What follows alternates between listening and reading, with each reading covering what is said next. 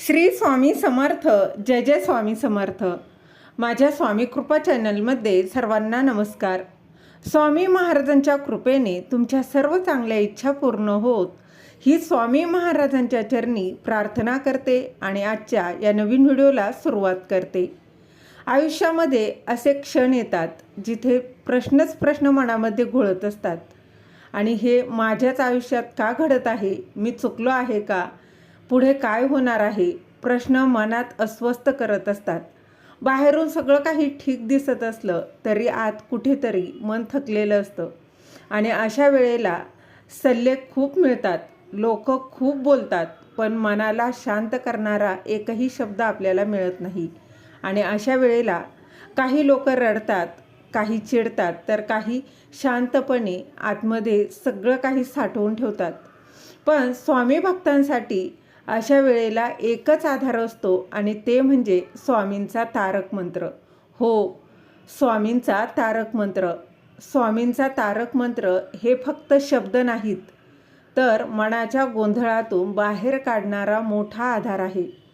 तारक मंत्र म्हणजे संवाद आहे. भक्त आणि स्वामी यांच्यामधला हा मंत्र मनाला समजावतो, धीर देतो आणि हळूहळू मनातल्या प्रश्नांची उत्तरही देतो.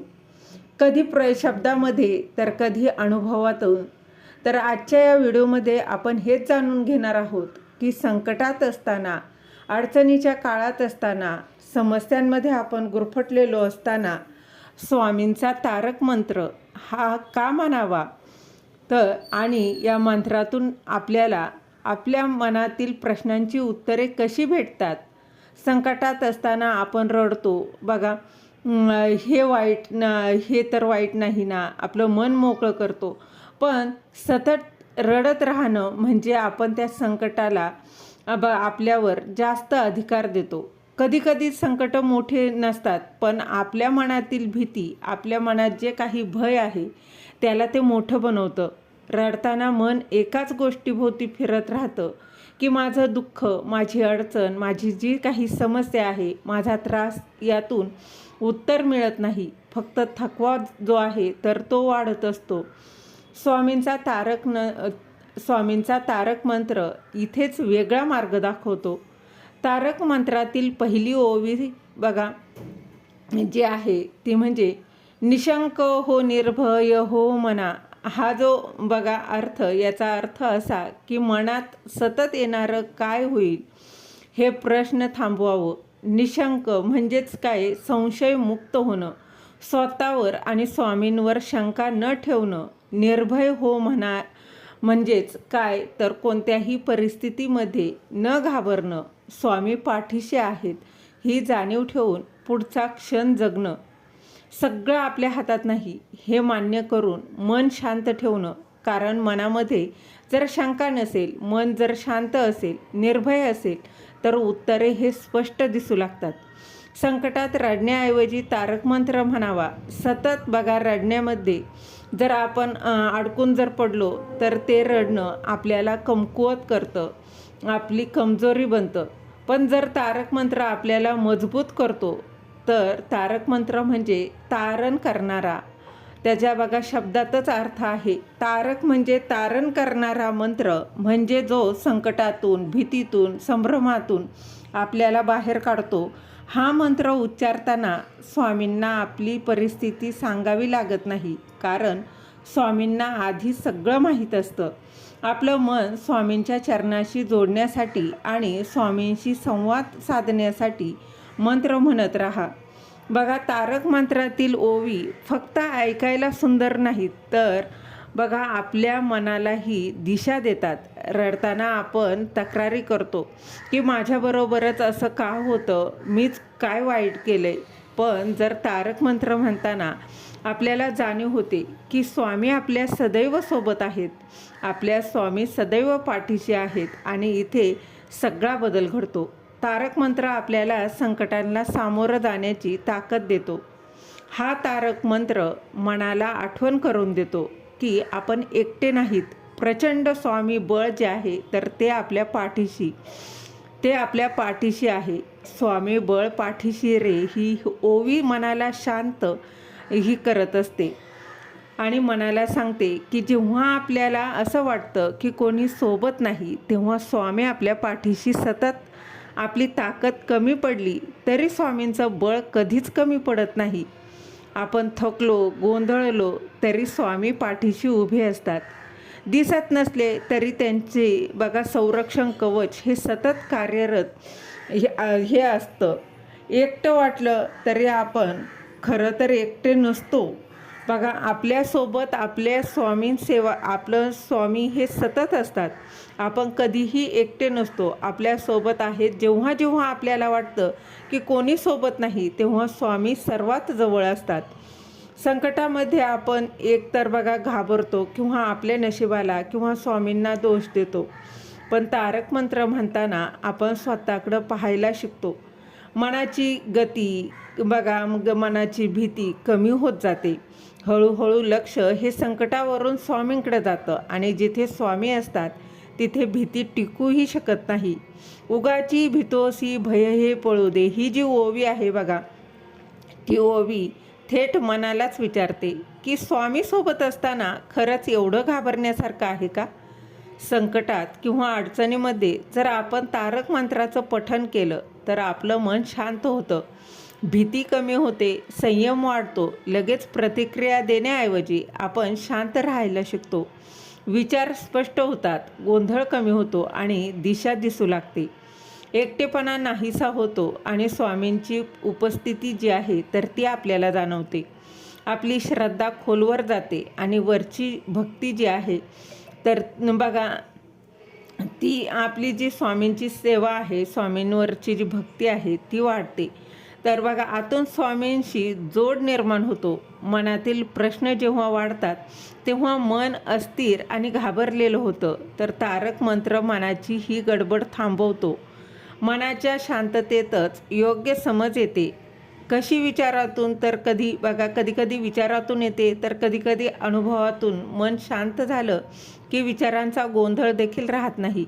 अशा अवस्थेमध्ये अचानक एखादा निर्णय स्पष्ट होतो, एखादी गोष्ट स्वीकारता येते किंवा जे होतं आहे ते का घडत आहे याची जाणीव होते. आणि हेच उत्तर असतं. तारक मंत्र प्रश्न नाहीसे करत नाही, तर प्रश्नांचं बघा, जे काही प्रश्नांवर पाप रोखून उभं असतं त्याची ताकद देतो. आणि जेव्हा मन स्थिर होतं आणि तेव्हाच योग्य मार्ग आपोआप दिसू लागतो. आपलं मन जेव्हा स्थिर होतं, आपलं मन जेव्हा शांत होतं, तेव्हा तारक मंत्राच्या अर्थातूनच आपल्या ज्या काही मनात गोंधळ प्रश्नांचे चालू आहे त्या प्रश्नांचं उत्तर मिळायला सुरुवात होत असते. बघा, आपण अनेक वेळेला एखाद्या परिस्थितीमध्ये किंवा लोकांकडून उत्तरे शोधतो. तारक मंत्रामुळे जेव्हा मनाची गडबड जेव्हा थांबते तेव्हा कळतं की हे संकट मला काय शिकवायला आलेलं आहे, मी इथे काय बदल करायला हवा. आणि हीच तारक मंत्राची जादू आहे की योग्य वेळेला योग्य समज देतं. आणि हेच खरं उत्तर असं की तारक मंत्र म्हणजे सततची आठवण आहे की आपण एकटे नाही, आपण दुर्बलही नाही. स्वामी नेहमी आपल्या पाठीशी आहेत. रडण्यापेक्षा जर तारक मंत्रातील अशक्य ही शक्य करतील स्वामी ही जी ओवी लक्षात ठेवली तर आपल्या मनामध्ये खूप मोठा बदल घडतो. आणि या ओवीतून हे शिकायला मिळतं की आपण लगेच कधीही हार मानू नका. आज जे अशक्य वाटतं ते उद्या शक्य होऊ शकतं. आपली मर्यादा ओळखून ही आशा सोडू नये. सगळं आपल्या सेवेनं नाही तर स्वामींच्या वेळेनं घडतं हे मान्य करावं. धीर ठेवला तर मार्ग नक्की सापडतो आणि विश्वास ठेवल्यावर आपलं मन मजबूत होतं. अनेकांना वाटतं की स्वामी जर सर्व शक्तिमान आहेत, सर्व संकट आधीच का थांबवत नाही? तर याचं उत्तर हे तारक मंत्रातच आहे की स्वामी संकट थांबवत नाहीत, तर ते आपल्याला घडवतात. कारण बघा, बदललेला माणूस पुढच्या संकटाला वेगळ्या ताकदीनं सामोरा जाऊ शकतो. स्वयंभक्त प्रारब्ध घडवी बघा, याचा अर्थ असा की स्वामी फक्त संकटातून वाचवत नाही तर आपलं आयुष्य घडवत असतात. त्यामुळे ते प्रत्येक अडचण लगेच काढून टाकत नाही. काही संकट हे जुने प्रारब्ध मोडून नवीन तयार करण्याची प्रक्रिया असते. जर स्वामींनी लगेच हस्तक्षेप केला तर आपल्या जीवनामध्ये बदल जे आहेत तर ते घडणार नाहीत आणि म्हणूनच ते थांबतात आणि आपल्याला हळूहळू यातून बदलतात. तारक मंत्रामुळे आपल्या प्रश्नांची उत्तरे ही वेगवेगळ्या अनुभवातून मिळत राहतात. कधी अचानक मन शांत होतं, कधी एखादा निर्णय योग्य वाटतो, तर कधी एखादी गोष्ट आपोआप थांबते.